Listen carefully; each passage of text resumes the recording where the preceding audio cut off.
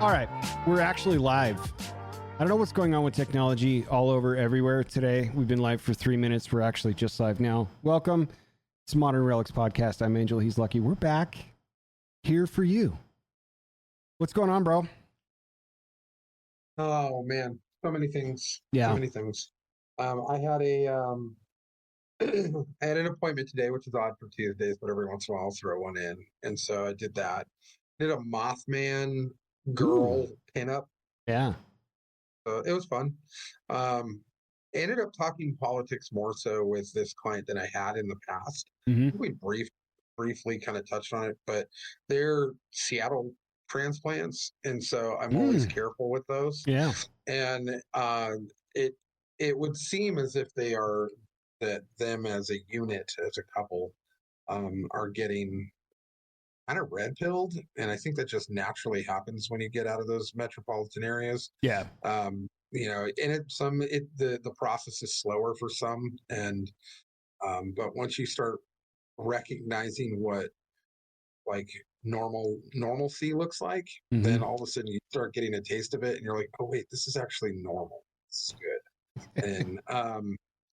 And then so yeah, then but outside of that, I've had a good week. Like just worked and saw a few things as far as movies and shows. Nice. So and then yeah, just kind of hung out with the family a lot, and the dog, since Cooper passed, Arthur's kind of lonely, so he's been extra attention seeking, and so we've been making sure we fill that void. But outside of that, I'm doing great. How are you? Not too bad. Kind of back in the swing of things. My pop is down here visiting, which is always a pleasure. That's rad. Not sure what he's up to. He's out doing dad things. He's up to dad stuff. But we're having a good time. It's really nice to see him. I don't think he's been able to come down here in like 3 years now, maybe a little bit longer. It's hard to have a bad time around your dad. Yeah. Yeah, it's true. Yeah. It's really true. Your dad's a good man and a good time. So like I enjoy his company. I was really hoping you guys' trips would intersect, and maybe they will one day in the future, but it's been a really good time. So just kind of hanging out, chopping it up, and then work is work, you know. Like I today, in fact, was kind of a later day at work and got one of those, I'm going to drop some stuff on you at 4:55 p.m. You know what I mean? It's like, awesome. We could have maybe dealt with this way sooner. So other than that, it's not been too bad, to be honest with you. So I think we're probably going to do some hard chilling through the weekend, maybe go see some car stuff, see some gun stuff, just do that kind of thing. And other than that, just prepping a little bit for today. We got quite a bit to cover today, and I've got lots of notes that I need to cover, so I'll be drinking water so I don't get dry mouth talking my ass off, but that's what we're here for. But other than that, all systems go. We have a big list today, and I might have bombarded you with a bunch of different topics. And one of the things I didn't even get to throw at you that I just thought would be fun, because I'm tired of all the crap that's coming out of the Olympics. Like we talked about how we don't care, right? But man, I could care less about the Olympics. Yeah. Right. Yeah. But that silver placing shooter from where was he, Spain or something like that? I don't know. So the guy that doesn't have all the accoutrement on, that pretty much came out with a t-shirt and yeah, and both eyes open because he knows actually what he's doing, and but apparently, like, from what I gather, is that the story is that he took up shooting in the process of his divorce, and just to fill his time. And just got it's an interesting way to exercise those emotions in a constructive way, you know? Right. So and then, but what no one seems to be talking about at all is like who won gold. No one even knows. No one did. And I feel bad for the person who won gold, because this guy has stolen all of his thunder. It is wild. But I just thought, you know, we're both into firearms, and so my favorite was anything coming out of that. That's the only thing that I care about. One of my favorite things, dude, surrounding all that is there's a content creator I'm sure you're familiar with called Colion Noir, and he's a big 2A advocate guy, and also a lawyer. And he had this big long post because I follow him on Instagram, and it was like, how come the U.S. didn't win gold? Like, he was indignant about it. Like, we're the most pro-gun country on the planet. Like, come on, guys. Like, what the fuck is he? And by the end of it, I was like, he's talking some sense. I don't understand why gold isn't being talked about. And to be fair with you, this is how much I don't care about the Olympics. We might have. I don't even... Obviously not if he's bitching about it, but like, right. You know what I'm saying? It's just like, we could have, and I wouldn't have even known, but same here. That guy is like, who won gold. Oh, that guy's getting memed into everywhere too. He's going to be the next Talk to him for sure. Yeah. Maybe they'll do a podcast together. Right. We'll have him on here. Be like, hey man, what was it like stealing the show? So where do you want to start with all this madness? Because we had the top of my list is the vice president selection. That's been top of mind for this pod for a while. I think that's a great way to go because it just dropped today. So I think kind of launch into that. I think would be a great one. Let's do that. So we've been kibitzing, as it were, about who the Democrats would pick as a VP candidate to back up Kamala Harris when she was named up as the I quit my job. I guess, by the way, I'm endorsing Kamala Harris to be the next president. And we were trying to figure it out. We talked about how Gavin Newsom should distance himself, this and that. They turned to Tim Walz of Minnesota. And I have some notes about Tim Walz's accomplishments, if you'll indulge me. I will, because I'm fascinated, because up until today, outside of just knowing that Minnesota had terrible leadership top to bottom, I wasn't really super familiar with this guy, and I think I'm not alone on that. I think a lot of the country wasn't either. So do fill us in. He was trending on Google search results, like, who the fuck is this guy? So this is titled Tim Walz the Turncoat. Tim Walz was somebody that voted twice for George W. Bush. And it appears by the timeline of events from all the research that I was doing that at a George W. Bush rally, he took some students because he was a teacher. And one of the students was accosted by security because he had a John Kerry badge, like sticker on his wallet. And since then, he's completely gone the other way. That seems to be the line of demarcation. But spent a year teaching in China. Both of his children were conceived through IVF fertility treatments, which is why their daughter's name is Hope. And I think that plays into some of the policies that he's enforced packaged in with gender-affirming care and all these other things. Inspired to join John Kerry's campaign after he took a group of students to a George Bush rally and security interrogated a student for a Kerry sticker on the wallet. Allowed Minneapolis to burn during the George Floyd aftermath. He sure did do that, that's for sure. Received praise from former President Barack Obama when the Minnesota Democratic Farmer Labor Party gained control of the governor's mansion, the state house, and the state senate. So he's not alone out there. Legalized recreational marijuana. Last year, Walz appointed a hemp shop owner to be the state's top cannabis regulator. The next day, cannabis entrepreneur Erin Dupree stepped down from the role after the Star Tribune reported that she had sold illegal products at her hemp shop and had federal tax liens and judgments against her. Minnesota's nonpartisan government watchdog, the Office of the Legislative Auditor, later found the governor's office missed some standard background check steps before appointment of Dupree. So, just one or two. Signed a bill last May expanding voting rights for estimated 55,000 formerly incarcerated residents. Kind of an interesting move. Decided to meet with the Ukrainian ambassador to the United States to sign a letter of understanding that creates an agricultural partnership between Minnesota State and a northern region in Ukraine called Shironiv. Quote, once we drive the Russians out, we'll have some cooperation, Walz said. It's a really important showing of friendship and a real important showing of ties. Interesting. Signed an executive order protecting access to gender-affirming care. Quote, as states across the country move to ban access to gender-affirming care, we want the LGBTQ Minnesotans to know they will continue to be safe, protected, and welcome in Minnesota, end quote. Waltz received a 100% rating from Planned Parenthood in 2012, the ACLU in 2011, the American Immigration Lawyers Association in 2009 and 10, from the AFL-CIO in 2010, from the International Brotherhood of Teamsters in 2009 and 10, and from the National Organization for Women in 2007. He also received single-digit ratings from the National Taxpayers Union, Citizens Against Government Waste, Americans for Tax Reform, and FreedomWorks. The United States Chamber of Commerce gave him a 25% rating in 2010, and it's been looking down ever since, by the way. While in Congress, he was a strong supporter of gun rights and was endorsed by the NRA Political Victory Fund multiple times, receiving an A grade from the organization.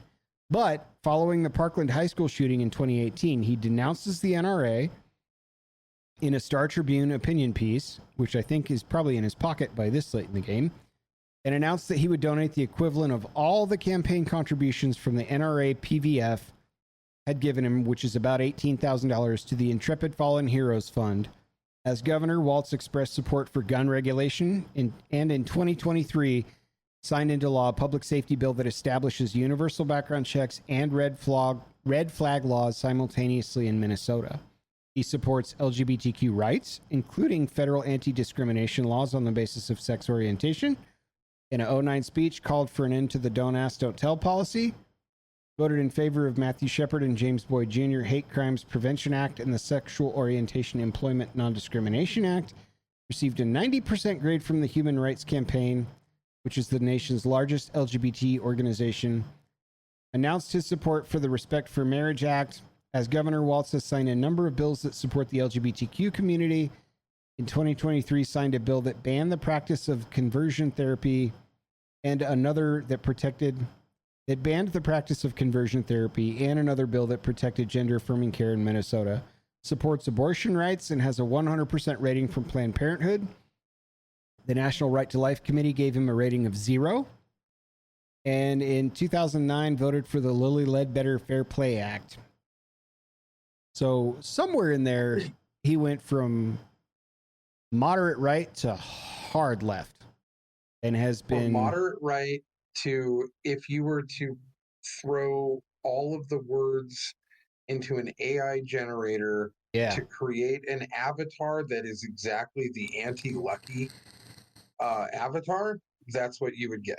So those are you could not put a resume in front of me that would be worse than that. Which means Kamala Harris's pick is not to appeal to anybody moderate, the quiet riot, nobody. It is to appeal to the absolute hard edge fringe left she possibly can with this election.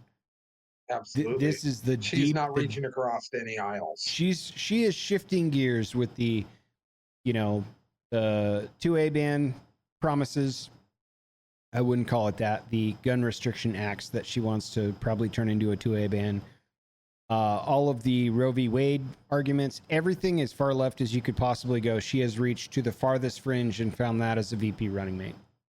So that's the direction that they chose, was to go all the way in, it seems. So that's a small picture of Tim Waltz, and I titled it The Turncoat because he was obviously a moderate right, NRA 100% rating right up until a couple of points, and then just decided, I'll start with managing John Kerry's campaign or being a high coordinator in it, all the way to becoming a 2-term governor, all the George Floyd burning, everything, just hard left and shift gears. That's the guy. So that's a small glimpse, everybody, into Tim Waltz, just by the way. Yeah.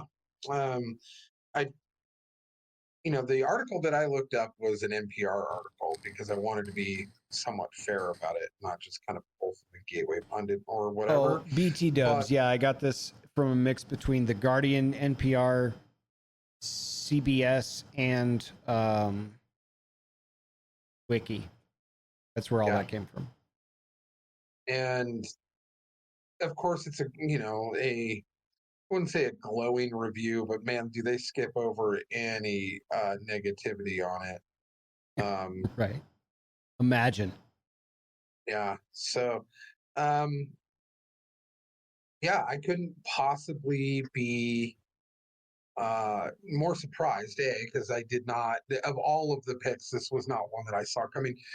Me either. It doesn't make sense on paper. Like, you picked a 70-something-year-old white guy to, you think that you're getting the super ultra progressive, leftist, socialist, communist, admitted. You think you're getting him to kind of appeal to the far left, to the extreme fringes, but in this avatar, in this body, that you think that, so you're, even though policy wise they'll probably all jump on board policy wise with the both of them, however, you're dealing with a group of people who almost primarily deal in identity politics. Mm-hmm. That's essentially their guiding light. So and now with Kamala Harris, got, she can't pick which identity she wants to politic for, seemingly by the hour. But the identity she can't get away from is that she was a cop. Yep. So you've got the race confused cop who's trying to play every side and offending every side, because the black people are like, she's not one of us. There's been multiple interviews that I've watched where they're like, yeah, just average, on the street people who are just like, nah, yeah, it's kind of gross that she's saying that. I think the fringe lefties are stoked. White guy. Yeah, I think the fringe lefties are stoked. I think everybody else is confused and not impressed at the same time. Yeah. But he doesn't have name recognition. He doesn't have anything that I think outside of Minnesota is really going to push him. And you would have to win more than Minnesota, which, oddly enough, the last assassination attempt on Reagan, if you look at the map after that next election, Mondale lost every single state except for Minnesota. And so why the focus on Minnesota? But it just seems like an odd choice strategy-wise. It doesn't feel like this is the gut punch to push him over, the finish line. I don't think it's a good choice from a strategy perspective, because you're alienating everybody but the fringe. And they're not, in my opinion, they're not the political majority of your party when it comes to finance and influence. They may be an ideology, but that's it. Peel off, Kennedy votes. You just lost Kennedy votes. Yep. All those middle of the road Democrats who were like, if she picks somebody a little bit moderate and Kennedy drops out, we can go in that direction. But she picked somebody far more extreme than she's ever been. And so now you've just pushed all of those independent or, blue dog Democrat Kennedy voters. Maybe she thought she was over to Trump. Maybe she thought she was picking up moderates, and her office failed to do enough due diligence like his office did, appointing the cannabis entrepreneur Aaron Dupree, who just lasted one day. You never know. Tomorrow could be a brand new day, man. Yeah, it doesn't make any sense to me, but it's a weird it is pick. What it is. It's a weird pick. Yeah. And I don't know what November is going to look like, but there's going to have to be some major shakeups, because this is too boring a VP pick for her. Like, JD Vance at least ruffled some feathers. Yeah. Whether or not I think he was the right pick, it doesn't matter. The guy definitely ruffled feathers. Mm-hmm. And that's something that generates energy. Mm-hmm. This guy doesn't generate energy. Doesn't generate anything from anybody. Here's where I'm going to argue with you. I'm okay with it being boring. I can't wait for November to get here. I want this rat race fear porn. I need a political prophylactic. I'm so sick of this, dude. Already, and it's August, but I'm okay if it just calms down and peters out. Obviously it won't. It's going to be inflammatory, and it'll be riotous content when we get debates and stage time and airtime. But goddamn, dude. But it's a weird pick. It's a weird pick. It is. Now, what about debates?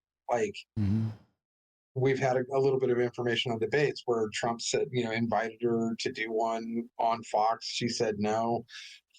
What she wants is to do one over on one of her networks, but under the same parameters as what was going on with Joe Biden. Mm-hmm. and the rules are different. And the rules, I mean, it's a totally different ball of wax there. You don't get to just hop on what Right. you know. They should Do have you think we'll Rogan even do the see another debate. debate? Oh, I fully agree. Here's what I think. Like, I really, really, really wanted a JD Vance Kamala Harris debate, assuming Joe Biden was still going to be the majority nominated president elect, fighting for second term. Now that those days are gone and we're not going to get treated to that, I still am looking forward to a VP debate, seeing the resume of somebody who is so far fringe left. And by my earlier prediction that I believe JD Vance is more Trump than Donald Trump as far as policies are concerned, I truly believe Trump by policy is a little bit more of a moderate, and the radicalization of Donald Trump is more due to his nature and bombastic nature and things like that.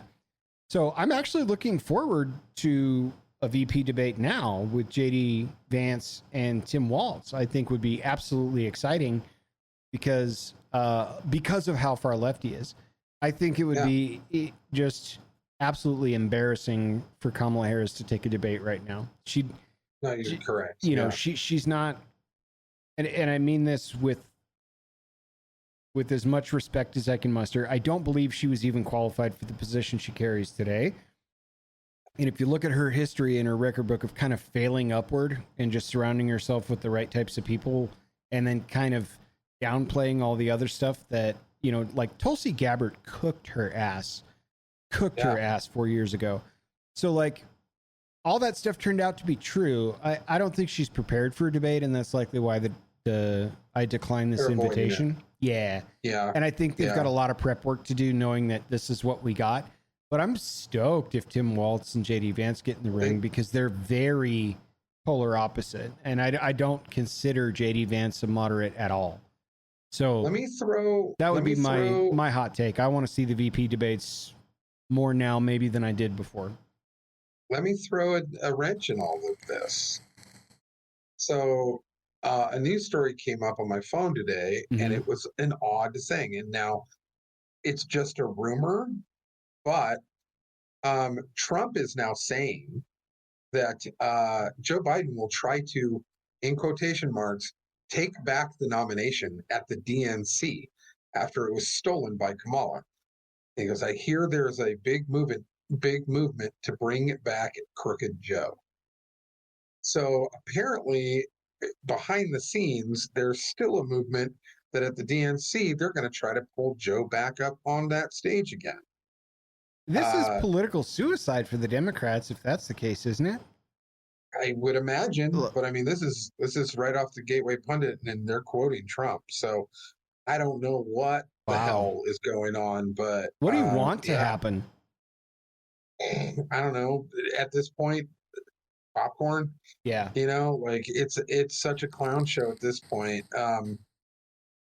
Could you imagine that? Like, this is what I want. I want it to be on some major network, Fox, CNN, something like that. We're gearing up for a debate with Kamala Harris and fucking Donald Trump, and then all of a sudden, crawling out from underneath the apron with a steel chair. Oh my God, it's Joe Biden!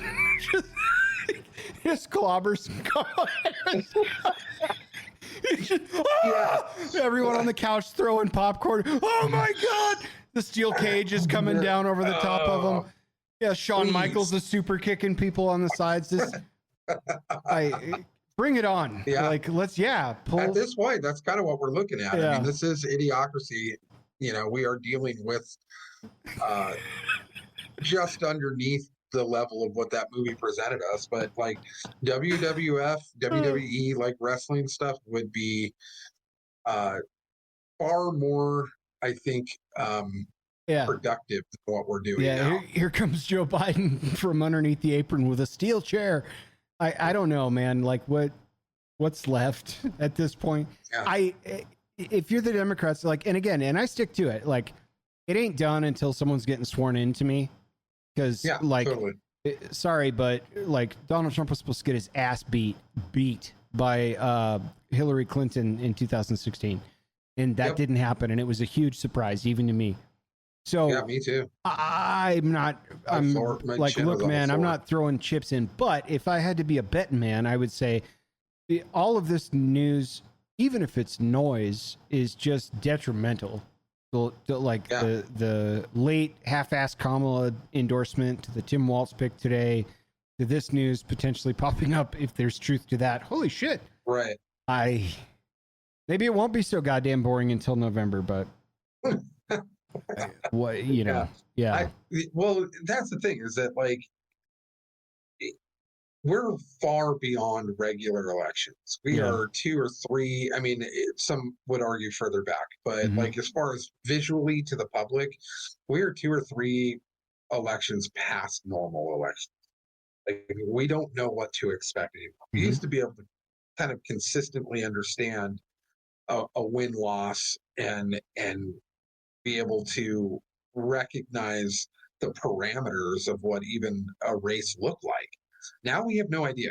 Now we have zero idea. So we're all shooting from the hip. We're all in the dark, and it's.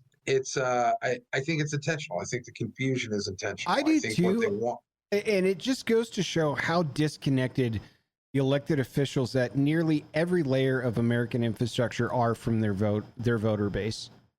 The American electorate and those that are in positions of, elected office are so disconnected now. Whether that's the media or that's just an ingredient, it really is stark, because I couldn't agree with you more on that. That's the truth. Yeah. So speaking of division, by the way. Yeah. UK Civil War. Oh. Yeah. Have you been keeping an eye on that? I mean, I have. So it's a powder keg. To set the table a little bit, and this is a very left-leaning article that I'll read. Okay. But basically, B.B. King, Elise Dot Stancombe, and Alice Gasleva Aguiar are all girls under 9 years old that were killed in a multiple stabbing at a Taylor Swift-inspired dance class in Southport on 29 July, and this is sort of the spark. 8 other children sustained knife wounds, with 5 left in critical condition. 2 adults were also critically hurt. This person, Alex, and I'm going to screw this up, Rudakubana, 17 years old, who was born in Cardiff and had been living in Banks, a village in Lancashire, a few miles north of Southport, has been charged with 3 counts of murder and 10 counts of attempted murder. Before the suspect's identity was confirmed, there were a lot of claims proliferated online that he was a Muslim asylum seeker who had arrived to the UK by boat. In the wake of these messages, members of the far right, guided by social media, have gathered in towns and cities across the country, with some shouting anti-immigration and Islamophobic slogans. Counter-protests have also built up, with clashes between opposing groups the entire time. That's the spark that led to where we're at now. What lies below the waterline in all of that is the social media fueling, and there's even like Twitter posts of like all the news articles about like, the immigration problem and all the Islamic folks going to the UK, and all this stuff has been spurning on and on and on. Now, whether it's true or not about this person who is a minor and it is not legal for them to release their identity, but they did to try and quell the outrage in the public, fighting, it has been released so that they could try to quell down, this is not an asylum seeker like you guys keep saying. This is actually somebody who's from here who lived over there. Either way, there's way more to the story than just that. And the person that's sort of like the guy they're painting up that's like whipping everybody into a frenzy and stuff has kind of been on this immigration and asylum seeking train for a long, long, long time. And there were talking about Tommy Robinson. Tommy Robinson did interviews that went back several years where he had a bunch of different points that said, hey, look, at this point this happened. At this point this happened. I highly recommend watching the Tommy Robinson video that I just watched yesterday. He just, like 6 days ago, he did an interview with Dr. Jordan Peterson. I did watch it. And he went through the whole thing. And so now we have this fracture with what the public's being told from places like The Guardian, like I just read, And what is or is not true there, other than presumably the victims' names and ages, I assume are correct. Everything outside of that, I can't even trust. But that's the spark. The spark that led to what's going on over there. Now, what lies below the waterline on the history on whose context is accurate or not, the issue is it is getting fucking crazy over there. So if you're tuning in or listening, that's kind of where we're jumping into our take point at this moment in time. And I don't believe almost any of what I just read to you from The Guardian, but that's what they're saturating the media circles with today. Yeah. It reminds me of a story where there was a local tattoo artist here, and he's universally unliked in the northern Idaho and Spokane region.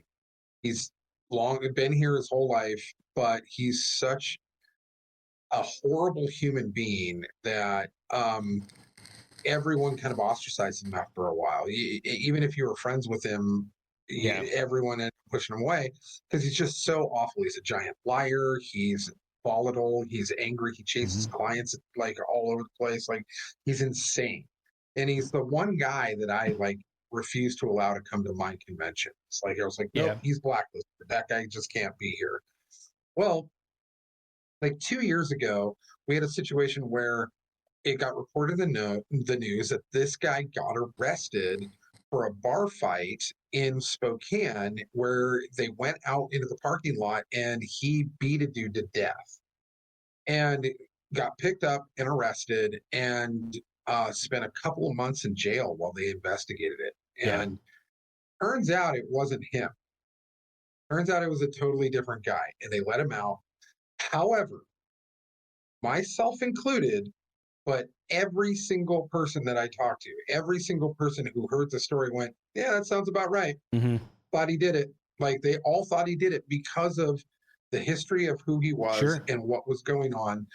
It made logical sense. That reminds me of this situation. This kid may not have been that migrant, but because of what has been going on there the entire time, where there's whole sections of cities that you can't go into without your daughters and wives and sisters getting raped, because it's culturally okay, to do that. That there's all sorts of that been going on for going on 20 years. It's the drop of gasoline in a giant bucket of fuel. Yeah. And so now this kid who may not have been a migrant, at least first generationally, and in fact, from what I understand, is actually not even Muslim from what I've been seeing the reports coming in. There's counter reports about, born into Christian parents, local guy, whatever. There's all this conflicting. But what they did is they created a powder keg for something like this to happen, and they don't even care. Like, it's just violence against their kids. It's violence against their daughters, and it's the buildup, and it's the primary target or the primary group that has been at the forefront of this has been that migrant immigration. So they swept it all up together. Okay, we don't even care. We don't care if this kid's from here or whatever, but we're just done. We're done with having our daughters getting raped and stabbed. And from what I've seen, the headlines are principally coming from The Guardian to stoke fires such as this, long before taking the side of, you guys are all wrong. This is a right-wing element that's absolutely crazed. It's all Islamophobia. It's all there. But take a look back at all of the headlines from The Guardian over the last year regarding immigration. It'll blow your fucking mind. Front page hard copies, dozens of them. If it was a right-wing group that is the only ones that are coming out here to be just racist and stuff, and you got a problem on your hands, because that is literally thousands and thousands and tens of thousands of people. Yeah. So are they all right-wing extremists? Every single person out there in the street saying this has got to stop? Unlikely. That means then your voting base is completely changed, and they're all right-wing extremists now. Yeah. So that it doesn't logically or mathematically make sense. What you have is cities of people who are now fed up after dozens of years of them having to deal with their cities getting handed over to people that want nothing but to harm the people that they love. Mm-hmm. You can't, cut that pie any other way. You've got only so much land in those regions. There's only so many places to go. That's also not to say that this podcast is endorsing the idea that every single immigrant that draws breath not even remotely meant harm, but you have to understand the context for what it's worth. So just throwing that out there is a bit of a CYA, but at the same time, that's like assuming everybody that was pulled on this issue that falls to the far left are only the left side of the Brexit conditional argument. Like, right. Okay, I think we're missing a couple of key ingredients here. There's more to this story, which is why I led the way I did. Like, this is not my input. This is what we're being fed. 100%. Yeah. And it is, I don't think it's going to get any better. I hope it gets better, but I don't think it will either, at least not in the near term. Unfortunately, I think what we're looking at is, a Lexington moment here. And I think that most of this is happening in Northern Ireland, by the way, like a lot of this stuff. So that's Ireland's a bit of a powder keg, historically speaking, anyway. They're already at wit's end up in that region, and they're not about to. Yeah. So it's, I don't think it's going to get any better, but I think that, we're looking in the last 5 years, there hasn't been a day I haven't looked at the news where there hasn't been, and a lot of people are completely oblivious to this, but if you look over at European news or, kind of alternative outlets, there are massive protests going on in Paris all the time. Mm-hmm. Now, huge anti-establishment the French farming community, all over, and it's nearly daily. Just pick a region in Europe and you're going to find some riots going on at this point. And so, but this one is getting a little bit more traction, and it's due to the fact that some little girls were killed, and there's a sentiment growing out of that region of enough's enough and we're done. Yep. And it's a powder keg that I think, depending on how the UK government, which at this point hasn't been handling it well, but if they continue to handle it this way, it's only going to escalate it's only going to create a... Here's me being transparent with my ignorance to English law. I think it's their parliament that needs to start talking about this formally. And I also think their parliament is on like a break of some kind, like a hiatus or not a shutdown, but it's like they're not in session. It's on their vacation. I don't fucking know how this works. They used to have a queen. Yeah. But I think they're calling for them to come back so that they could try to address stuff like this. So we'll see. Yeah.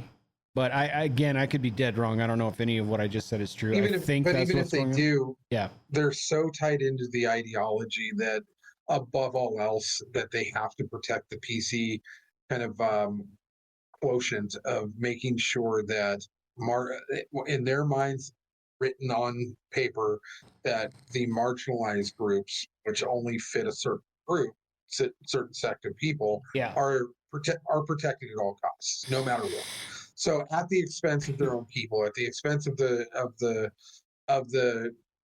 taxpayers that pay taxes there, at the expense of the people's health and welfare, they will protect their interests. And the parliament in that region of the world, in whether Great Britain or in Northern Ireland either, has been kind of taken over by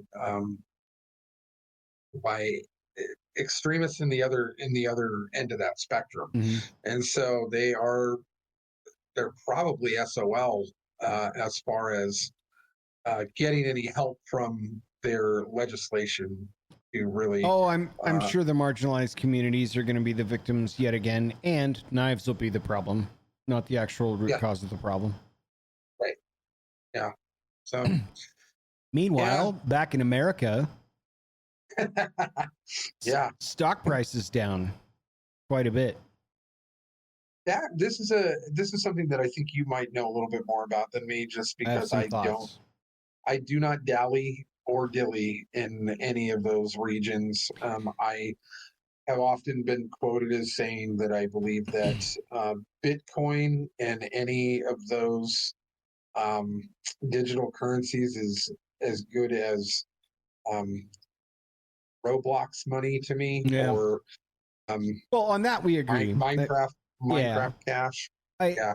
I But think the basic stocks premise, yeah, I think the basic has a lot to premise. do with. Go ahead.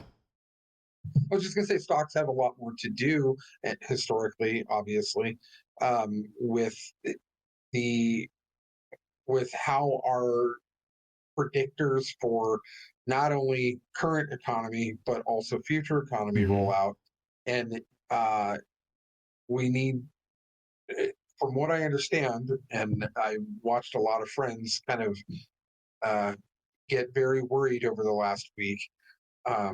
It is looking dire, to Mm-hmm. say the least. Yeah. And so, Guilty as charged on both the dilly and the dallying in the yeah, stock market. I'm with you there on the Bitcoin stuff. I think unregulated digital currencies, to the best of my explanation, are valued at whatever someone is willing to pay for them that day. So they're not backed by gold or businesses, or there's no valuation to it other than what someone's willing to pay for it that day, which is the principal reason why I've stayed away from the Bitcoins of the world. yeah, I don't believe absolutely. in it, because in order for it to be legitimized, it has to be regulated. And the fabric of what it is to exist without regulation. So when those two are at odds and there is no middle ground, it is literally worth whatever someone's willing to pay for it the day that they're willing to pay for it. So I don't really believe in it. So fast forward to the stock market, the non-digital currency part. Bit of a spark on this one as well, which I think is a major miss in U.S. labor numbers, which was just released. So the July jobs report showed that the United States added just 114,000 new jobs in July, which is well below expectations. The unemployment rate climbed to a 3-year high of 4.3%, and that's after the downward revisions for June, after they adjusted expectations down, which they also did for April and March. The adjustments are down to the median bottom average. In other words, the July number is not a blip; it's basically a trend. That's where we're at since April. This suggests that July numbers are probably going to get chopped as well, just following suit. The news fanned long smoldering fears of a U.S. recession, which I agree with. And it's really blowing the knees out of whatever exuberance was keeping the stocks at historic highs. The bottom's dropping out. The problem is nobody knows how far it's going to drop. So, taking a political turn, Kamala Harris is fully on board that the war on carbon fuels will leave the nation unable to power the AI computers. That's been the central driver of the stock market optimism in the last couple of years, is the AI boom and what that's going to do for modern business worldwide. Other part of the story is massive debt-fueled Biden-Harris government spending that's keeping the economy at a really high price and in high gear. But what we've done here is we've normalized $7 trillion a year in federal outlays, and $2 trillion of that is borrowed. And that's all to keep the core constituencies fat and happy with the prevailing administration at the moment in time. That's sort of the political turn to that. So now it seems, basically, we're watching triggered soaring inflation that hasn't stopped since before I bought my house, which I had to buy some points down on to even get to. This obliged our Federal Reserve to spike interest rates, and it still makes it risky for the Fed to start easing up because of the spending and the debt that's behind it. It's also killing the job market. And we're at lower and lower points at 4.3 and falling at this point against the net new job index. So it now seems the stock market is following suit. So basically, if you look at the larger political picture from a pro-right-wing perspective, Team Biden has essentially rolled over for every single bloodthirsty tyrant from Kabul to Moscow to Tehran to Beijing, yielding wars right now in Europe and the Middle East at the same time, and the prospect of another one in East Asia further undermining the confidence in our international markets. This is a recipe for a pretty bad decline. So, and a really great commercial for Trump 2024. Which he's leveraging right now. He's calling it the Kamala crash because she's the face he can put to it. This was not her doing it exclusively. But not even as her odds of victory may or may not be climbing, coupled with the sell-off that's going on in the market, this is likely starting to price in another 4 years of fundamental failure in the life or death condition of the current market base if Kamala Harris wins the White House. So that's kind of what's tipping the massive crash, in my opinion, is the aggregation of the job index and the unemployment rate, the fact that we have normalized a ridiculous amount in trillions of spending backed by extra trillions of debt behind that, and zero international confidence in America's markets or our ability to sustain a wild amount of money going to Ukraine through all of this. And interest rates. If the Fed doesn't ease up on this, are we going to be out there frivolously spending money in our economy? Probably not. So where's the bottom? We're not quite sure yet. But if this tips into a recession, if the market trend continues, and I think we only have 17 to 20 more points to go, we're there. And if she wins the White House, it's going to keep getting worse if this pattern continues like it has for the last 4 years. That's my hot take.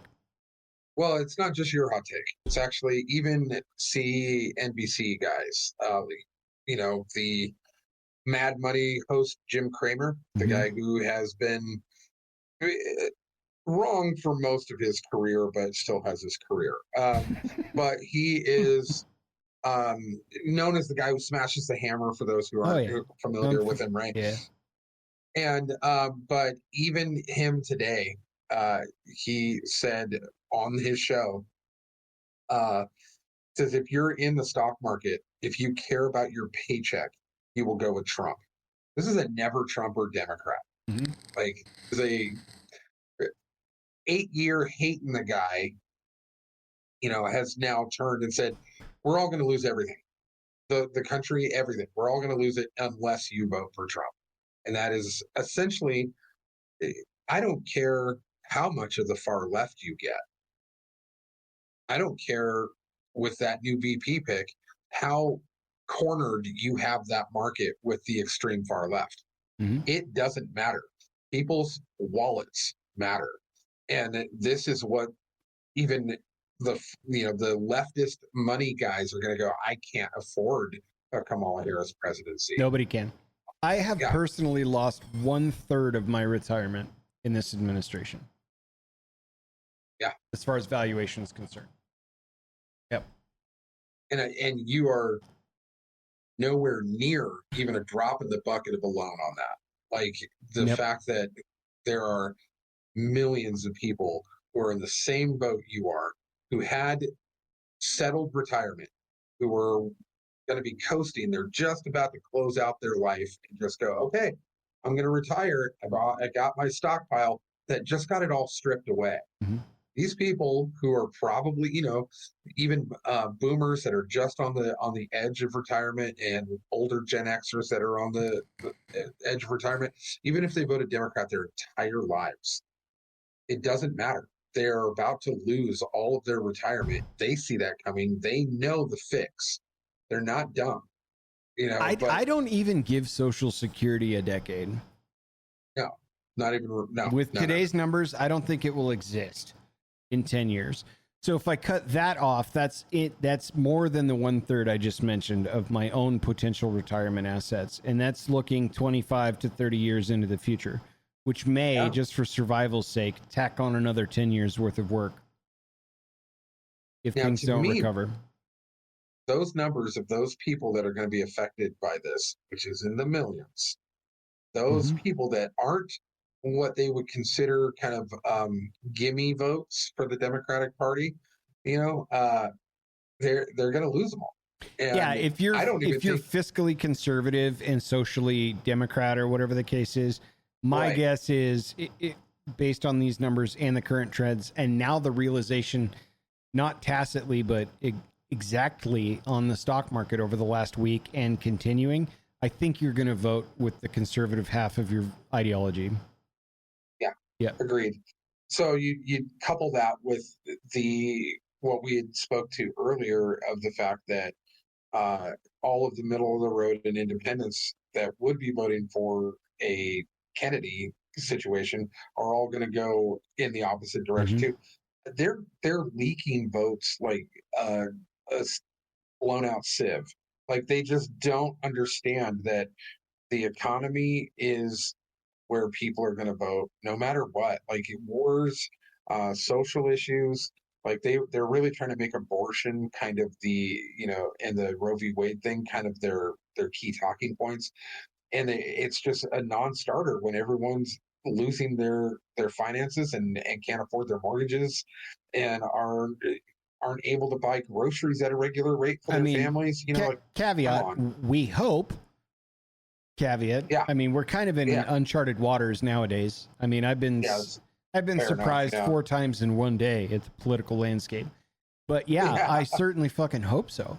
Like, and that brings up another thing, like hitting very close to home. I willfully moved into an area that I knew doesn't have an agricultural base to it. Like all of our food gets sent to us. Then nothing grows here. So that is excruciating when the same amount of your grocery bill that you go to click reorder on, as an example from a year ago, is 2.5 to 3.5 times the cost for the same stick of butter, gallon of milk, and box of mac and cheese as it was a year ago, 2 years ago. Yeah. That's wild.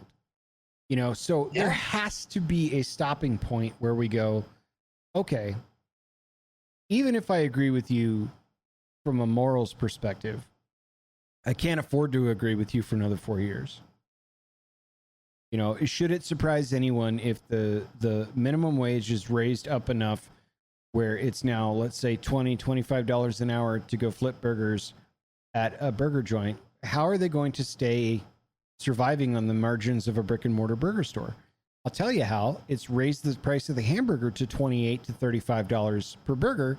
Nobody buys it. They go underneath, and that's what you get for raising minimum wage as a state mandate, Gavin. Yeah. And it's happening. Like, the pandemic was one excuse, the non-essential employee, all the way out to the we just can't afford to survive because, well, you said nobody could leave their house, so they're not buying hamburgers in other places like Seattle and other stuff. I mean, how many businesses went under for that in the local economy just in Seattle? I mean, and I talked about that on a show a lifetime ago, but the answer is quite a bit. I think they lost 20-something% of their small business ownership base. It was upwards of 45% in 2020. Yeah, it climbed to nearly half by the end of this shit. And so if you look at let's just raise minimum wage and let's just keep the inflation where it's at. The answer is I have to charge you $30 for a hamburger, and then I gotta pay the employee, pay rent, pay the food service provider, take care of the supply chain, and have the overhead for the insurance, and I might make a nickel on that hamburger at the end of the day. I can't sustain.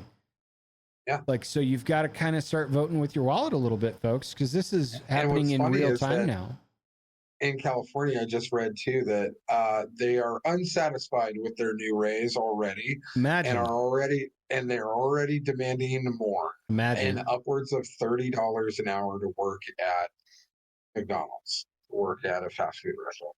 So that just came across the wire, I think, a day or two ago. I saw that, and just, of course, sitting on the couch chuckling under my breath I was like, of course, you idiots. And, how, especially with food costs rising and the fact that the shipping costs and everything else that has anything to do with running even a small restaurant. Yeah. You cannot afford to, even the hamburgers in North Idaho right now, you're hard pressed to go to McDonald's or we have a place called Rogers up here. And we went to Rogers and there wasn't a burger on the menu that was under $14. Mm-hmm. And we're like, are you insane? This is a $6 hamburger. I'm gonna there was I'm gonna pull this up right now while we're doing this live. I just went to like Grubhub, and I'm gonna click on I want a delivery hamburger. This will be fun. And we're gonna take a look at what this price should cost. Okay, I'm just gonna do McDonald's. Why not? What? I'm gonna go all the way to individual items. What do you imagine before delivery a quarter pounder with cheese should cost? What it should cost, Mm-hmm. and I'm going to be honest about this. I mean, even with inflation, I think that a quarter pounder with cheese should cost in this day and age in 2024. And we're just talking the burger, no meal, right? Just a burger. Just a burger. That is a $4.50 to $5.50 burger. Mm-hmm. $9.09. Yeah. Yep.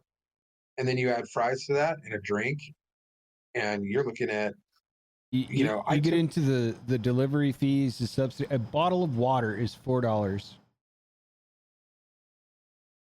Yeah. It's less for a cup of coffee than a bottle of water. This is where we're at right now. That's just pulling that up live.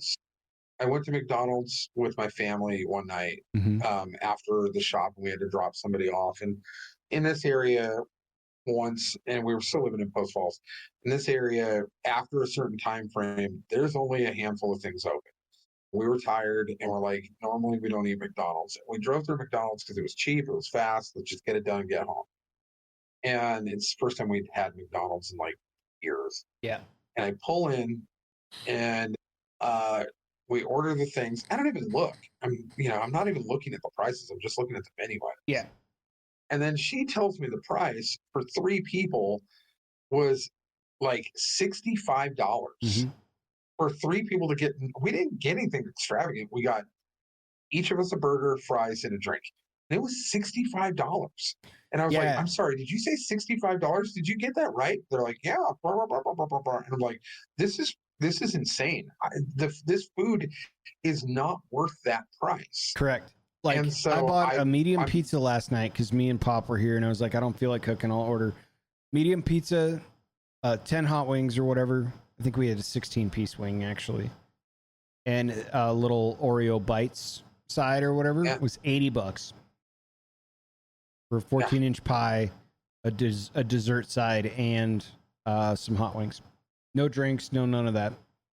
That's lot. That's unsustainable. It's unsustainable even for people who have above average incomes. Yeah. It's just you are going to destroy all businesses with this economy. And we are the fact that I work in an industry that is the novelty industry, it is a vice industry, and it is a non-essential industry, is going to impact us so greatly due to the fact that people are just not going to be able to afford what I do, and they're not going to be able to afford their grocery bill, or they're not going to go out to eat anymore. So all of the wait staff is going to go down. They're going to automate all the wait staff, and then that's never going to go away. Like the ripple effect impacts of what all of these things are going to do are terrifying.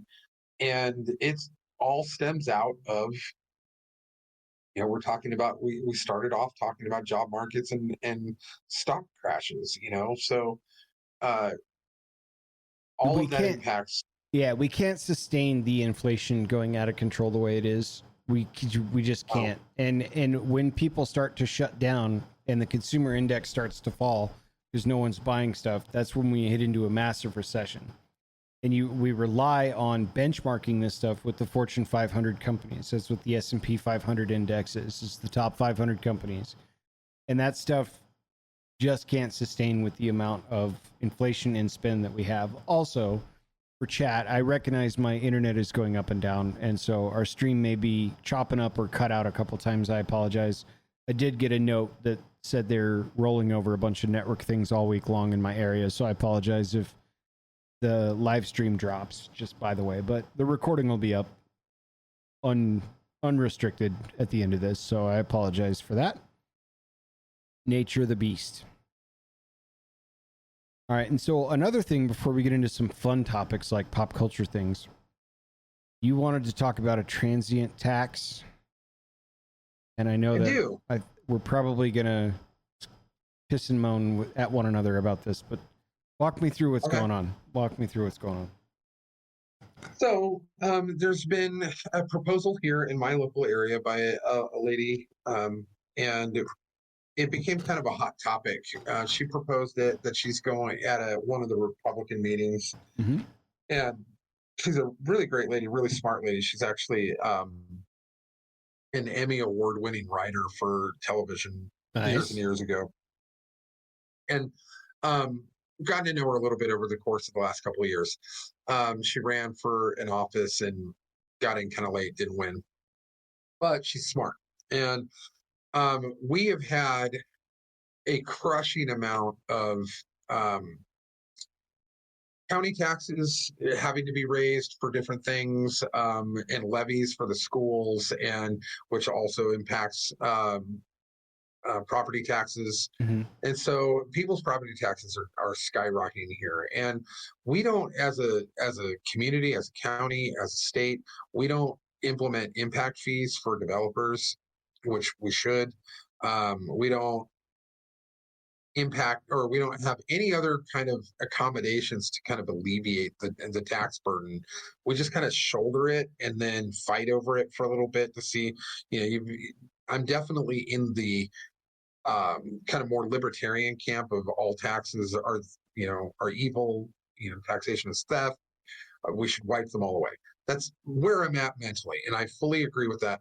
However, I'm also realistic about it, and I understand that you cannot take that away. Yeah. And then expect society to keep moving forward. It will absolutely collapse society. So you have to chip away at it like they layered it upon us over the course of many decades. You have to layer it back, or you're going to have absolute devastation. I'm 100% against all taxes. That's just part of the nature of who I am. It is a reality that we have to pay them. It is a reality of where we are today. Yeah. Should we legislate them away piece by piece? Absolutely. Let's find a way to do it without hurting the populace. So that's where I'm at with that. So she proposed that there are 38 states within the United States that have what is known as a transient tax, which is also kind of known as a visitor tax or tourism tax, basically. Yeah. And we aren't one of them. So Idaho does not have that. We are a resort town. Coeur d'Alene is a resort town, and our primary source of income is tourism. So it used to not be. We used to have a bunch of, we had mills and we had all sorts of mining and stuff like that. But now, so let me unpack this for a second. Where we're at in this story is that you're not cool with taxes unless it's out of state transient motherfuckers, and then you're okay with taking other people's money. I see. I see. Okay. Well, what I am okay with is having people who use the resources of the area help shoulder that weight. Yeah. And I'm totally okay with that. Like most of the time when there is a transient tax on any community, most of the people going there don't even know it's there. Right. And so what I was fully in agreement with her on this. And there was so much pushback, like, no, all taxes are bad taxes. That's stupid. I was like, okay, then what is your proposal? How do you propose bringing your property taxes down? Any ideas? Because this ship doesn't run on magic and dreams. So let's come up with some realistic understanding where we're actually alleviating some of the the weight that we're going to be having as a community and actually putting it and shifting it onto a different community that's coming through here that won't notice. They're like, no, no, no, it'll absolutely impact our tourism. People won't come here. The people won't tip our waiters. And they all rely on the tourism, and it'll impact that. I was like, well, 37 out of the other 50 options they could pick, they're going to get hit with the same charge. So exactly. Yeah. So I started thinking about it. I was like, well, that's not even remotely true. I mean, Vegas, absolutely has this transient tax. Most metropolitan areas do. But even so, I was like, but what about like smaller cities that are like resort cities, like destination spots? So I started trying to think of areas that were very similar and then look into them and see if they have them. So, like, for instance, I was looking at other lake towns. And so Lake Havasu, I was just there. My grandma lives there. My cousins live there. Lake Havasu has exactly the same population that Coeur d'Alene, Idaho has at just 57,000 and change. It is a lake community. There's no reason to not go 3 to million Havasu. like I thought a few weeks ago. Turns out. Havasu actually has oh wow, I'm blanking. Havasu has no other reason to go there. They are a destination only. Like, you go there for the lake and for tourism and to go see the London Bridge, and that is it. There's nothing else there. It is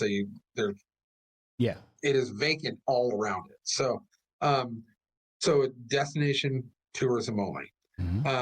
They have it. And not only do they have it for their hotels and even some restaurants. If you show that you're a local, you get the local discount, which is also kind of a bonus to the locals who live there. They go, oh, cool, I'm a local and I don't have to pay the transient tax. But it's for the hotels. It's for, certain bars and restaurants and stuff like that. And what it does is not a new idea. This is a copy paste idea. Yeah, absolutely. And so what it does is it takes the burden of the infrastructure that they use. They use our wastewater, they use our water, they use our roads, they use all of our, infrastructure. And then they leave and we have to pay for it. So instead of us having to always whip up more taxes and grumble about it, why don't we just have all the people who won't even notice that there's a 3% thing on their bills and are going to come here anyway?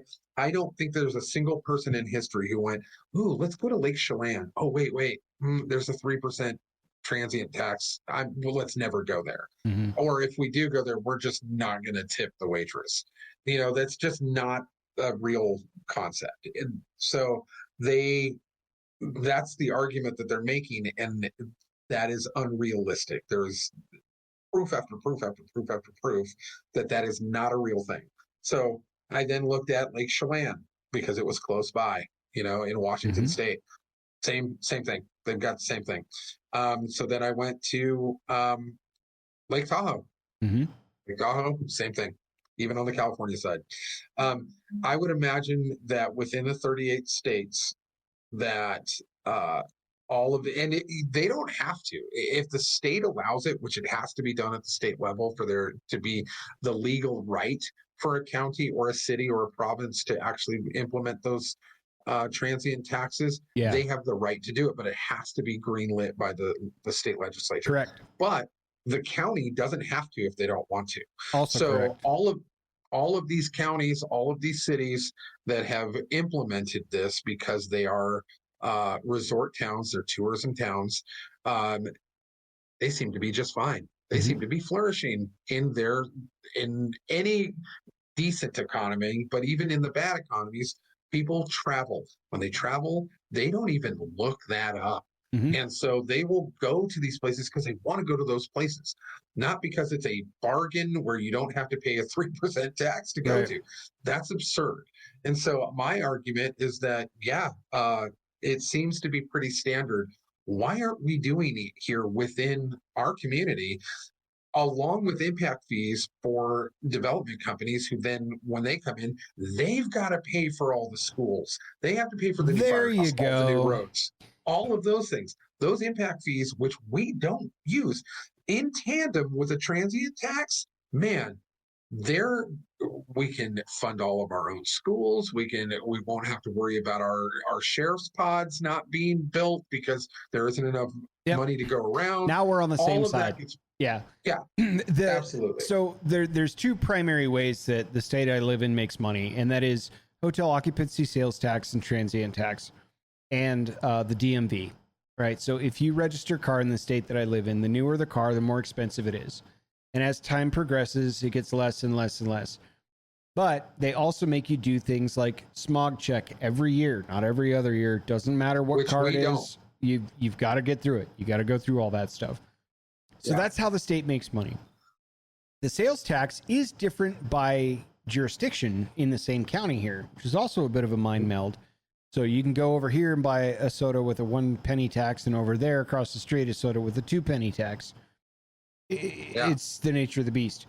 I remember crossing over the border and going to buy a bottle of water that was $2.99, and they were like $2.99, and I was like, "What? There's no sales tax on this?" Some places have no sales tax at all. But then going down kind of into the city area, there are. Yeah, and they're minimal, but they're there, and it's same rules apply where the county doesn't have to participate, but the pockets within the county can mandate their own tax within whatever's legislated as acceptable at that point. So I understand now that, like, the major cities don't purely benefit off of the proceeds of things like mining operations, even though Nevada State is a big mining state. It is principally by hotel sales occupancy. And the reason why they cramp down on places like if you have short-term rentals, Airbnbs, things like that, is because you're taking away that revenue. And that's not just casino money. It's shared amongst the taxation that comes off the hotel sales occupancy tax and the transient tax. My issue, I'm with you, all taxes are bad, but the fundamental reality is that without it, our state would be bankrupt. My issue in my state particularly is where the money goes, because we don't impose the out-of-state developers to come in and actually pay for what they're consuming, right? You actually have to pay into this area if you want to develop for it, not just gather as much proceeds as you can, sell off to a small elite group of owners where they just mandate renting for the rest of their life on long term so they can avoid the transient tax. We have a lot of our money going into the stadiums and the stadium sustainment districts that, as part of, like, you get to watch where they parse out all the transient tax. A certain percentage goes here and there, and schools and cops and whatever. Yeah. I'm cool with that. What I'm not cool with is like the stadium stuff, because it's like, well, wait a minute. If we build multiple stadiums in this area, we are inviting net new jobs to come in and should be taxing from that plant out into the rest of the tax pool, not paying for taxes that help them skip theirs so they can make whatever sales tax that jurisdiction allows and goes back into who owns the stadium. Like, it's a free fucking ride for those guys. So while it's super cool that the new jobs are coming in, and it's super cool that the Oakland Raiders are now the Las Vegas Raiders, and soon the Oakland A's are going to be the Las Vegas A's as they, rip apart a casino and put one right on the strip. And the best memes, of the Mirage coming down, and instead they've got the what's that Spirit Halloween store opening up in the where the Mirage was. Like, aside from all that, I take keen and particular interest with where that tax money goes, because if it's not benefiting local communities top down, I'm less interested in paying for it. And I am pissy pantsy when I do travel, and I'm like, what the fuck? Like, I went to San Diego and I had a pretty big bill where I was taxed on 3 different line items. The hotel occupancy tax, I think, was 2%, which is pretty much par for the course wherever you go as being out of state. It was the other city taxes and all the other shit was $6 here and $3 there. I was like, God damn. I think my tax line item for one night's hotel stay was somewhere north of $40 in totality. And that was a lot, but I don't disagree with you. I would keep a keen and transparent eye on where the money goes. And if developers are coming in, they are not exempt from having to pay taxes forward before they develop the areas by which the local jurisdiction can tax from. So it's got to be reciprocal. What we're working on is trying to get impact fees here, which are a couple of our local elected officials have been kind of gunning for. Yeah. We just got a new commissioner who might be on board with that. So we're kind of, well, he'll be our new commissioner in November. And one example, like to the locals being exempt from that hit kind of home when you were talking about it was, I'm not a golf guy at all, but one of my close friends came down and was like, let's go to Top Golf. And I'm like, let's not go to Top Golf. All right, let's go to Top Golf. And we ordered like a pitcher of beer and some snacks, and we were sitting there, and the gal that was helping us out saw when I opened my wallet that I had a in-state driver's license. And she's like, oh, you're a local. Remind me before you check out. All right. And before I could remind her, she actually remembered, you're the local, right? And I was like, yep. She gave me 30% off the entire bill and was kind of like, thank you for putting your money back into this economy. Back into the economy, because we're going to charge the living shit out of everyone we see because they're all not from here because it's Las Vegas. Right. Made a lot of sense. And I was like, oh, cool. And there's like quite a bit of pockets of that will be kind of have to ask for it because nobody assumes you're not from out of town. Everyone they see all day is from out of town. So it's kind of a fun game, but in that occasion, it wasn't just the tax I got off. I got 30% off the whole bill, which was crazy. Now, let's not all rush to Top Golf and expect 30% off if you're an in-state resident here. Maybe she thought I was cute. I don't know. The point was, well, I do. That stuff was like actually kind of meaningful, and it did spark that memory where it's like, yep, as long as you can show the ID, I don't see any reason why not, based on the fact that it's you guys that are going to have to come up with the differential taxes anyway if you don't have that type of stuff. So why not punish the other guy? We're enough.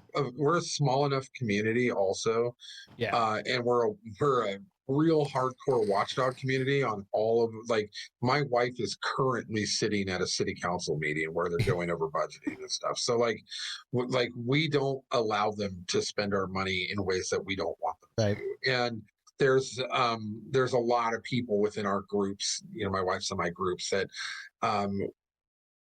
keep tabs on every dollar that goes through the hands of our government officials. And so, if we don't like it, we make a fuss. We're loud about it. And so we don't, like you said, making sure where that money is going.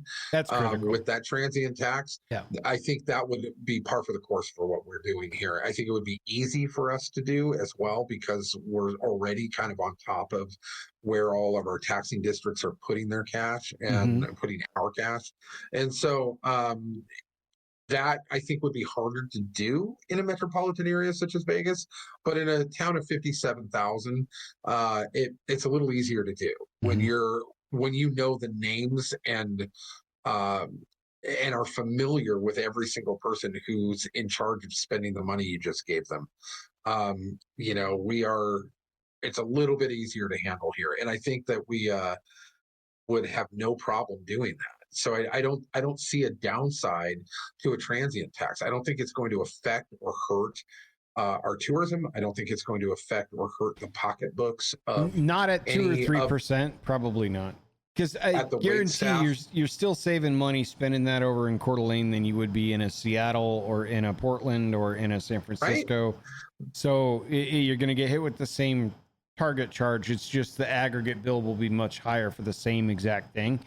It's not a deterrent, and it's not a deterrent for the wait staff of any place where they're serving alcohol or food, or the hotel staff. It's literally not a deterrent at all, but they're trying to make it seem like it is just so that they can continue playing the all taxes are bad card, which I get.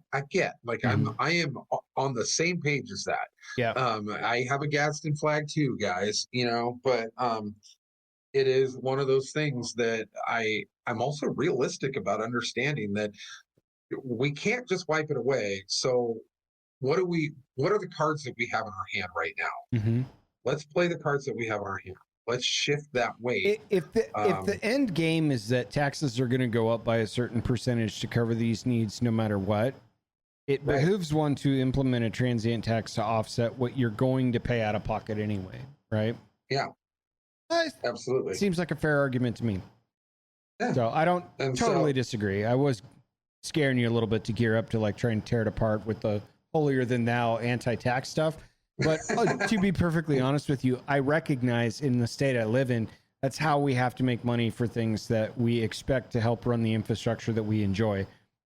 Yeah. It sucks that I have to pay an unbelievable amount of money to register a car, a truck, and a motorcycle every year, and then take all of them to smog, or 2 out of 3 of them to smog.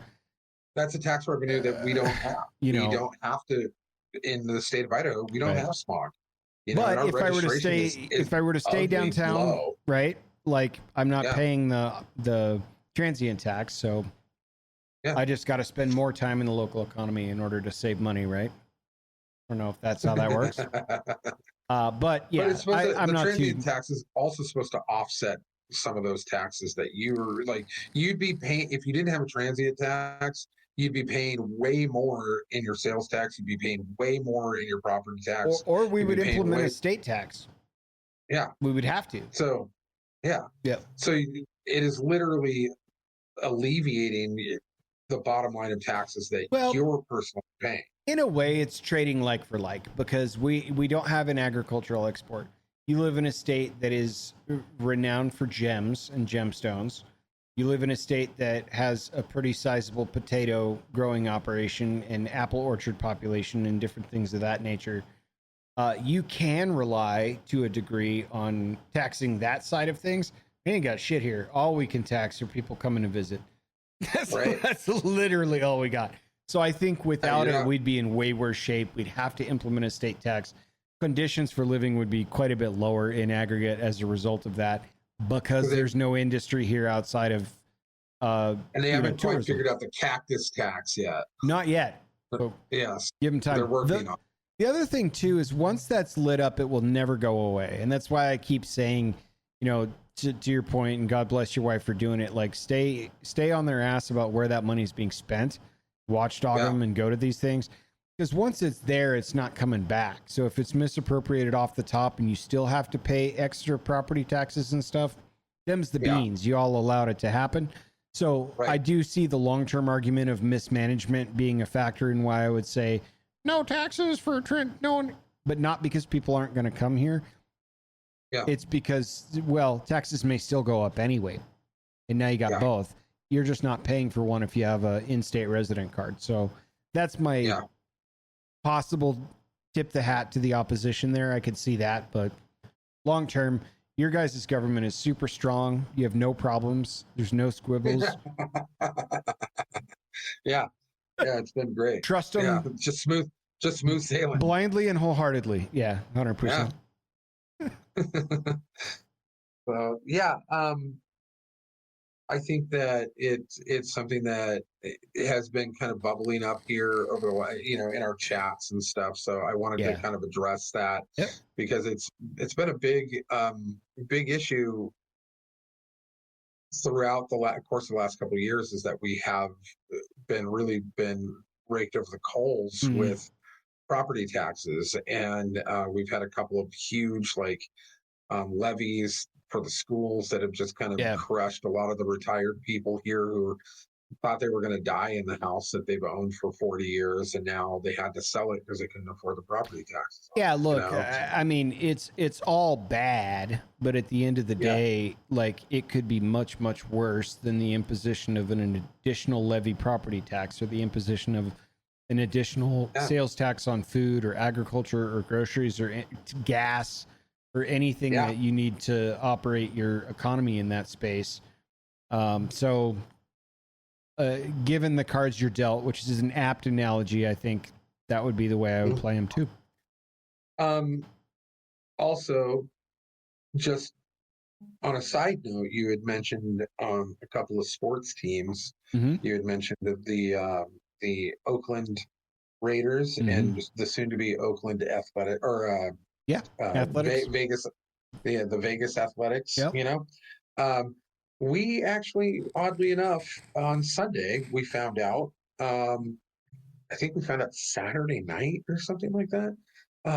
that the Las Vegas Golden Knights were here at Frontier Arena, which is where my son plays hockey, to do a tour. Nice. And a bunch of the players were here. So we went down there, and Oliver got to hang out with some of the Las Vegas Golden Knights. And so we thought for a long time that our team, because we were going to move to Charleston, right? Yeah. Charleston, South Carolina. So we were trying to pick our family hockey team, and we weren't about to pick the Seattle Kraken because Seattle. But so we thought, well, what's the closest team hockey, professional hockey team to Charleston? And it's the North. They're in North Carolina. They're only like 3 or 4 hours away, but it's the Hurricane.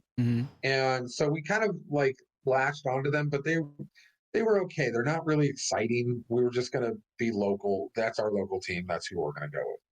But we have decided, I think, as a family, because of you living down there. Yeah, let's go. That we're going as a family with our family hockey team is now going to be the Las Vegas Golden Knights. I'm throwing magical. It's not confetti. It's sand, because that's what I have down here. The Golden Knights my next visit down there, I'll probably be picking up a hat. There you go. So yeah. Spend that tax money in our economy for a minute. Yeah. My transient tax money is going right into your economy. Get down here. Get involved. No, that's cool. I mean, because the only other teams you could really support that would be semi-local, I don't know hockey very well, but I think there's like a Anaheim Ducks and maybe a San Jose Sharks, maybe. Yeah. But welcome to Las Vegas fucking rooting. Yeah. Let's go. Yeah, absolutely. Yeah. I mean, there's Colorado teams, the Avalanche and stuff. Oh, there you go. Yeah. Screw them. So, but no, I think we're going Golden Knights. We like the colors. We like the team. And it just happens that we just, jumped on board of a team that won the Stanley Cup last year. This year it was, I don't even remember who, but last year it was Golden Knights. So yeah, funny thing, that's the only professional hockey game. I've gone to a semi-pro hockey game once, but a friend of mine came up. He's like, I got tickets to any Kraken game, and I chose the Vegas Knights because I'd be here for it, and it was the season opener. And I guess they won the cup last year, and so they did a big ceremony beginning before the game, and they all had the Stanley Cup and all that. And I was like, I think this is the closest I'll ever physically be to the Stanley Cup, which is kind of cool because I don't know shit about hockey. It's not really my thing. Love the environment because it's fun, and even in nosebleed, the people around us were a ton of fun. Hockey games are a blast. It wasn't like Raiders fans, which, I mean, you could get stabbed legitimately for wearing the wrong thing in the black hole or near it. But welcome. I'm excited. Yeah. Go Knights. Yeah. Golden Knights. Yeah, that's our jam now. So, but So you got some pop culture stuff to walk me through because I am very divorced from both of these segments, man. Okay. Well, I'm going to start with the good because I think after talking Kamala Harris and riots in England and taxes, I thought I should go into something a little bit more positive. I had a chance on Thursday night. I tattooed my daughter again. So she got her second tattoo, and she got the license plate from the car Baby from the show Supernatural. Okay. We got that on right above her knee. So not a neck or face tattoo? Yeah, not yet. Okay. No, she's waiting next year until after. Yeah. She's waiting until after she has kids for that. She was insistent. In fact, both the kids were insistent because I had greenlit because for years I would not allow them to watch the Deadpool movies. Mm-hmm. They're just too vulgar. They're very much. They're kind of fantasy goodness, but they are not. No, the subject matter is extremely mature, and right. And so it's not for kids. And so they kept asking every once in a while, "Are we old enough yet?" I'm like, "Nope. But now my daughter's 18. Yeah. So I can't really say no to her anymore. And my son is 15 going on 16. He's got, he's got a 17-year-old girlfriend. He's, yeah. Um, he's not supposed to date, but like she's a nice girl, so we're cool with it. Yeah. And he's grown up in a tattoo shop. He worked for the last couple of years. Sure. There's nothing that Deadpool's going to say that Frank hasn't said. Yeah. So like, or Derek hasn't teased him about, right? So you kept them from it as long as possible, but at this point they've probably seen it all. So right. So we ended up watching both Deadpool 1, which I fast forwarded the like 4-minute all season sex scene. Yeah. Good call.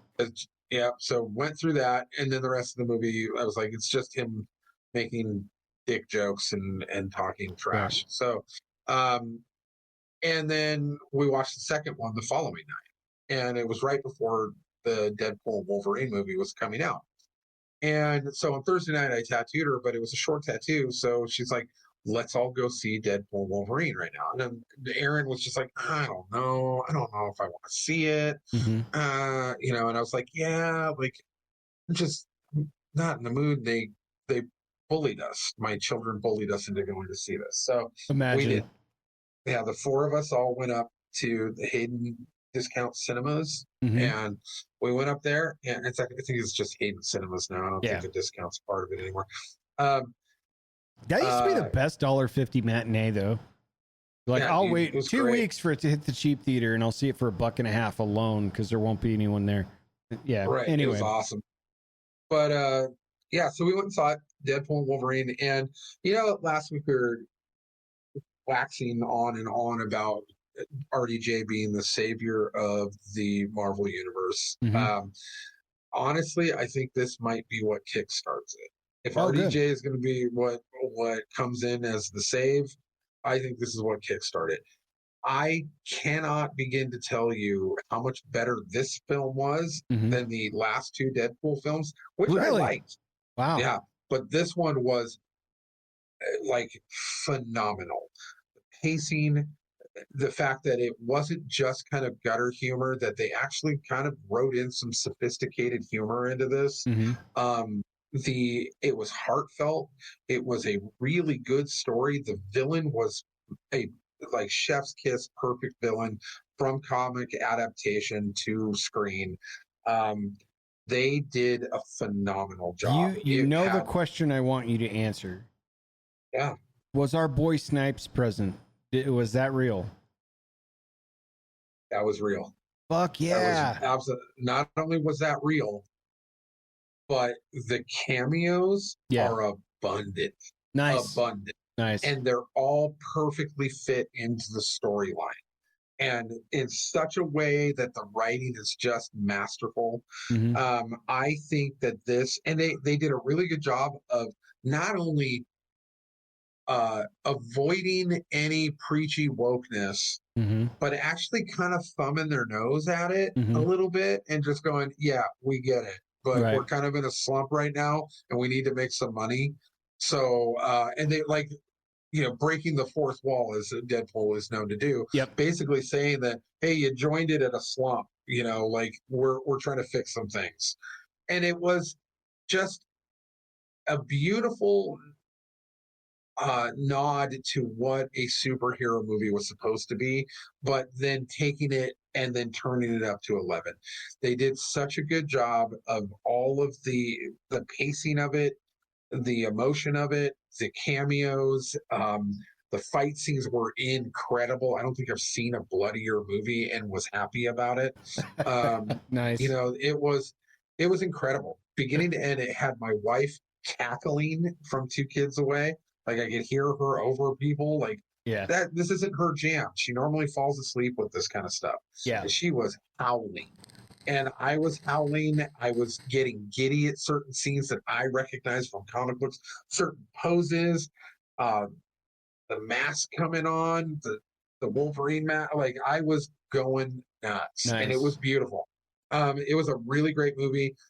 9.5 megs. Wow. Like, it was that right. good. It was probably my favorite superhero movie of all time. Probably. We were trying to find our top 5 or even top 3, and it's easily in my top 3, if not at the very tippy top. Like, its rewatchability is. I feel like it'll be a close second to Paddington Bear for me, but after that, yeah. I mean, it holds a special place in your heart. I get it, but yeah. But yeah, it was wonderful. Director Sean Levy just killed it. He killed it, and it took the Deadpool franchise and matured it. It turned it into an actual film rather than a shtick. Did it leave the door open for Deadpool to start appearing in MCU stuff? Yes, it did. That's what I figured they were going to do. Yeah. Yeah. And they did it. They did it really well. And in fact, the whole premise of the story is based off of something you didn't even think about from the last Deadpool movie. And it brings in like the Loki universe stuff from the TV show. That's exactly what I thought they were going to do. Yep. Time cop stuff, right?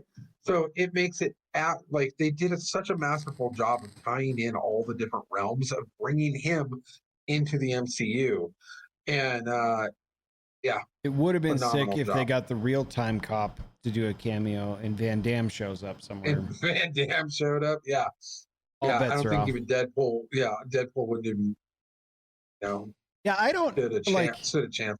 I own the first 2 movies, and I was considering seeing the second one. I don't know how my pop would do with those movies, but now I'm curious. Yeah. I'm sure he'd laugh and then be like really cringe disgusted with it. But 9.5 megs, that is to date the highest meg count I think we've had on a movie. So that's high praise. And worth every meg and half meg, whatever that. It's the front half of the meg too, with all the teeth. Imagine. Oh. That should be a determining factor for halves. Yeah, it's like totally. Is it the ass like end of a meg, or is it leaning toward the toothy kind, or toothy side? Yeah. So this is a toothy one. All right. So, but that being said, we're still in superheroes. Yeah. Because I pushed my way through, and it took a lot. And I just finished it last night, but I had to drudge my way through season 4 of The Boys. Now, The Boys is a show on Amazon Prime, and it is based off of the Garth Ennis comic book series from the early to mid 2000s. It started off with Wildstorm, and it kind of branched off into different publication houses. But The Boys was a satirical take on basically the Justice League. Yep. But if it was in real life, like what the egotistical, homicidal kind of nonsense would actually happen if people who were basically gods among men lived among us, and then the corporate mega corporate icon that would conglomerate around them and create them marketable, make them marketable people. Right. And then a faction of like CIA operatives that have all been affected personally in one way or another by the carnage that these super beings have implemented into their lives, killing a loved one, whatever, and then getting away with it because they're basically celebrities or are more than they are celebrities. And it's just a very realistic take. However, they take the realism even in the comic books to the most graphic, very extremes, over the top extremes they can. Yeah, very much so. It is even, and the comic books were initially worse than what you saw on TV. Like the things that happened in the comic books were way kind of worse. But it was really good writing. It had a lot of shock value to it, and it was extremely popular. So when the TV show came out and they cast it perfectly, it was a perfect cast. And the first couple of seasons were phenomenal, even though it was still kind of that same shock factor. They did a really good job with it, and I was really impressed. And there was a couple of people that were on board, like Eric Kripke, who I am a fan of from the Supernatural series. I love that series. and he was the creator and showrunner for that. So he was at the helm, and it had a great cast like Carl Urban and Jack Quaid and Anthony Starr and all of these great actors that they kind of made an ensemble here. And it had some decent producers, even though like, you know, people who I thought at least knew the source material were nerds and understood it, like Seth Rogen. Well, come season 4, apparently a bug got put up their bonnet to veer very, very distinctly and aggressively against the narrative of the comic book, which was supposed to be somewhat political satire, but it was always fairly vague because it was written in the, you know, early to mid 2000s. So it didn't really have a political slant to it other than kind of generalities. Right. Well, they decided to put it all out there in season 4. Yeah. And it is far and away the wokest, most disgusting, obvious, overt, it's propaganda. They basically just said, we're doing a whole season of propaganda. And so, and let's be real here. I want the fans to know that I am a fan of The Boys. Here is a copy of The Boys #1, like in pristine condition. This is where it all began. So I've been a fan of this series. I'm not a Johnny come lately. I didn't just show up because the show did. I've been a fan for a long time. This is not what The Boys was supposed to be. That's like me explaining to casual joiners on the Fallout series when it hit fucking Prime or whatever. And I'm like, yeah, but you don't know. You just don't know what we went through as gamers for this goddamn franchise and what Bethesda put us through. Anyway, go on. But yeah, it starts off this premise where one of the main characters from The Boys, which is what they call the kind of CIA group trying to take down all of these superheroes, the Frenchie, who's the demolitions expert and kind of just overall badass guy, they turned him gay. Now he's just humping dudes on screen, and for no reason either. Like, it literally had no impact on the story. They just needed to make him gay. And like, you follow the rest of the season, he ends up with the girl that he always wanted in seasons 1, 2, and 3 anyway. And so, like, what was the point of like having this gay tryst where he's like, oh, but I killed his parents, and oh, I'm wrestled inside about it. It had no impact on the story, and it created nothing for it. It was just literally to make another character gay. But it's the good guys. The good guys are the ones that are cool with being gay, right? So, but all of the bad guys, the 7, which is basically the Justice League, are evil. They're all like Trump supporters, and they even reference in the last episode January 6th, and are like, and they've got this like Marjorie Taylor Greene person who has her own show that is like making fun of all of the right-wing talking points and all of the conservatives, and taking like, don't you know, it's like when they parody Alex Jones or something like that. But that's what the whole season was. That they didn't miss a beat. Every single episode had some type of dig or takedown, or the whole episode was just basically like, all conservatives are bad.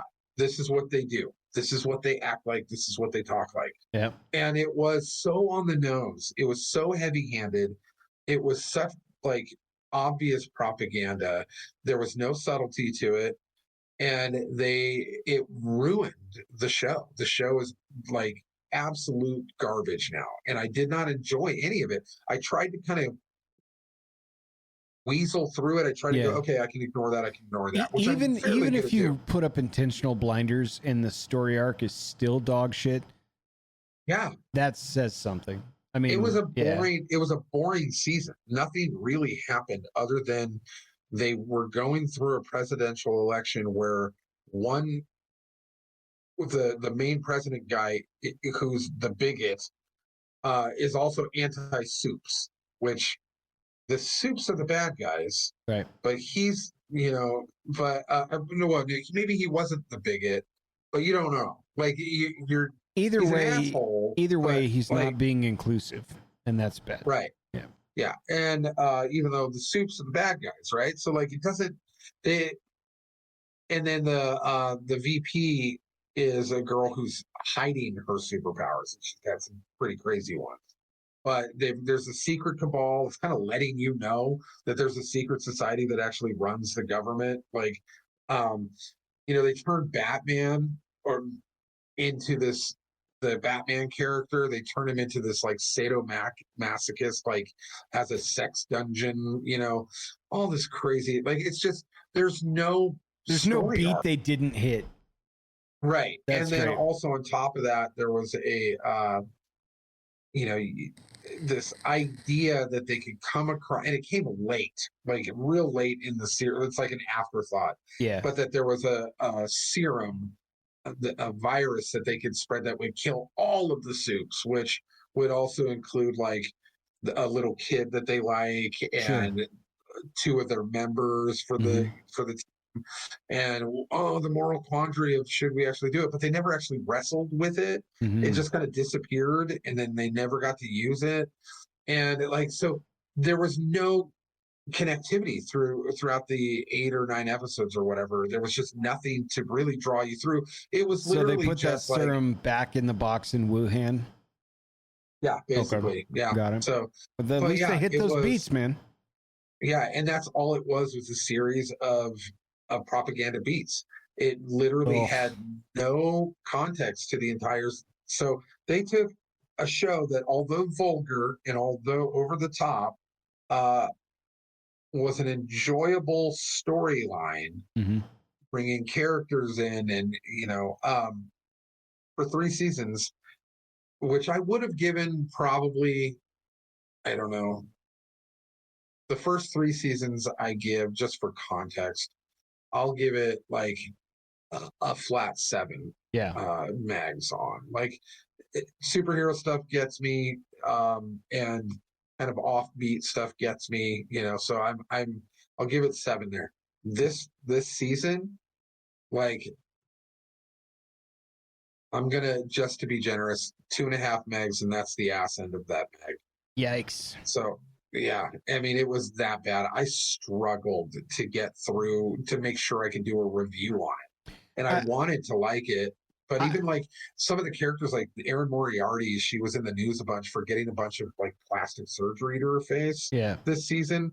And what's funny is her character in the show was the one that was pushing up against all that corporate stuff and not wanting to change herself for the image that they were trying to make her in, only to ironically have the actress actually do that for the show in real life. And so like in real life. Yeah. And so it's a hot mess. Like they killed off Huey's dad, who was actually played by oh man, what's his name? The Shaun of the Dead.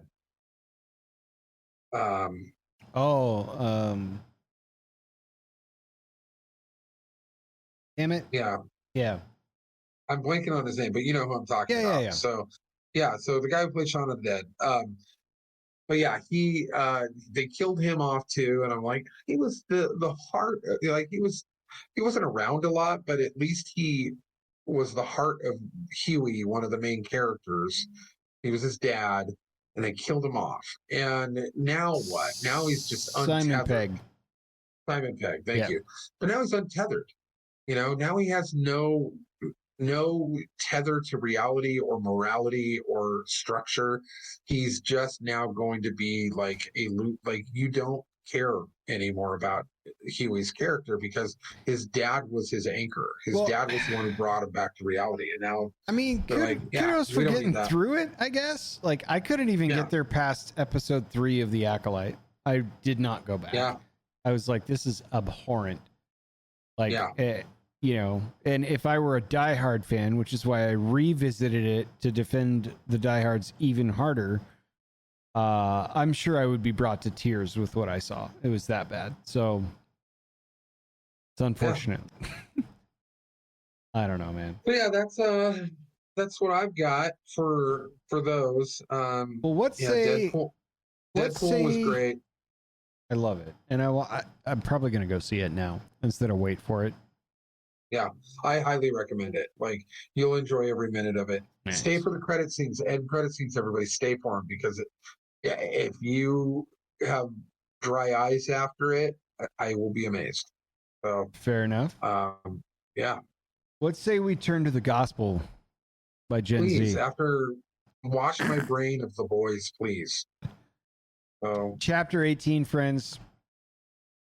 This is called A Rich Young Man. Rich young bro went up to Jesus saying, "Teacher, what must I do to become divinely based?" Jesus said, "Let the divine dad lore live rent free in your life." When he asked which mod rules to follow, Sacred Blood said, X on unalive, X on having side chicks, X securing others' bags, and X on cap. Green check mark to give I don't even dubs know to what your that means. yeah. Green check mark to give your father and mother. Give dubs to your father and mother.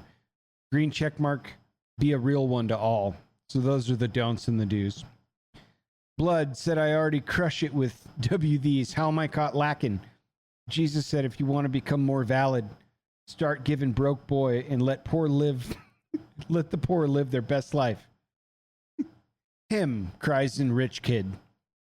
Not gonna lie, you playing too much. So he took the L and left, for he would rather gatekeep all his bread. Holy Bro said, "See, how hard is it to pass the vibe check when you're trying to live your own best life?" And the disciples were shooketh and said, "Bruh, then who can pass God's vibe check?" Holy Bro said, "Of yourselves, you can only take L's, but the CEO of W's will help you carry every dub from here on." Amen. Yeah, that's fucking great. He's right. The CEO of W's. CEO of Dubs. What a show. Yeah. We packed a lot of content into 2 hours, man. Yeah, we It's a did. lot going on. Has it been 2 hours? Yeah, 154 and 25. So we're there, man. Oh, dang. Jeez. Wow. So we cruised through it too. There was a lot, but there was a streamlined. ton. And I appreciate you guys sticking with the stream, even though it's been up and down. Again, network issues, as it were. But I'm seeing activity on our socials. We're starting to pick up some steam there, which is good news. So you can reach out to us and, catch up with us. They're all active now too. So throw us follows, throw us likes. Yeah. On throw Twitter, us what's up in your hood. We'll talk about it. Yeah, absolutely. Give us topics to talk about. Like, the Twitter is up, the Instagram is up. Although we have to post pictures on Instagram, so I'll figure out what to do there. Intermittent screenshots of us being like, we'll figure it out. So Twitter and Facebook, you can hit us up on either one of those. Instagram's there, but we haven't really put up any content there yet. So, but yeah, go ahead and hit us up and send us comments and suggestions if you've got topics that you want us to talk about. Like, I was thinking about a topic today that I think is going to require another Pastor Jason visit. Yeah. And I was driving to work and I was like, is there a difference between denying Christ and or accepting that Christ exists, but